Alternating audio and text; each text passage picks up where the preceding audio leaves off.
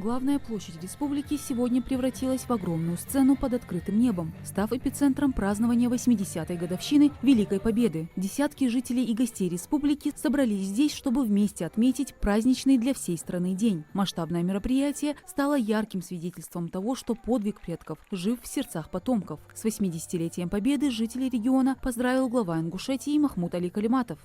Это день, который сегодня мы празднуем.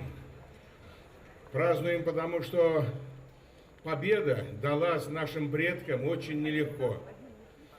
Она забрала много жизней, много огорчений и трагедий. Мы сегодня должны праздновать День Победы со всей ответственностью. Я хотел бы спасибо сказать артистам. Сегодня мы провели мероприятие в город Малгобек, в городе воинской славы нашей. Великолепно, здорово. На днях провели, в Магасе открыли аллею воинской славы и победа тоже. И мы будем чтить, всегда восхищаться нашими воинами и будем восхищаться всеми людьми, которые у нас отдали жизнь и сегодня стоят на страже. Хочу всех поздравить с Днем Победы. Хочу, чтобы в этой жизни горечь никогда не доходила до наших детей. А уберечь их от этого.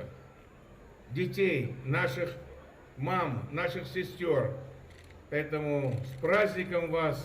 Семьи с детьми, молодежь, представители старшего поколения – все пришли, чтобы стать частью этого большого и светлого праздника. Георгиевские ленточки на груди, цветы в руках, флаги России создавали особую атмосферу. Чувствовалось единение, когда люди, стоя плечом к плечу, разделяли общую радость и общую скорбь. Наши отцы пали смертью храбрых против фашизма, воевали.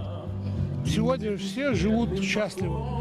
На земле голубое небо, светит солнце, люди спят спокойно.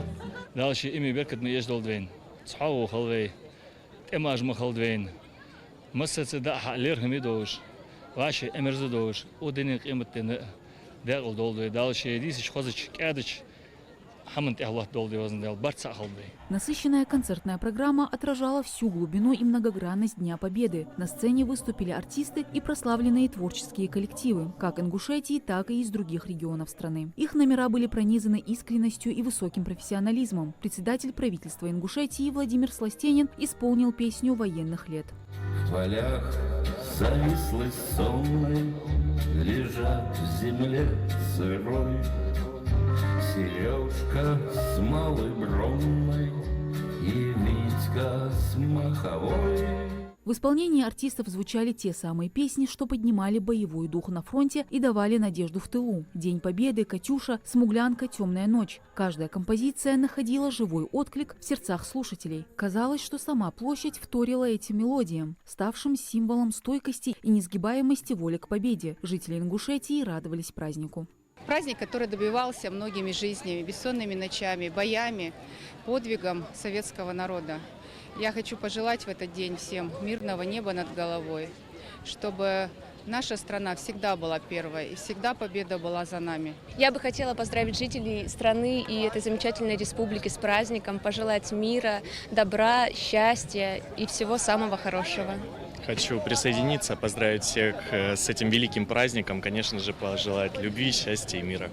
Каждое выступление зрители встречали бурными аплодисментами, выражавшими благодарность артистам за их талант и за те эмоции, которые дарили публике. Помимо вокальных номеров, зрители увидели хореографические постановки, рассказывающие языком танца о трагедии войны и триумфе победы Советского Союза.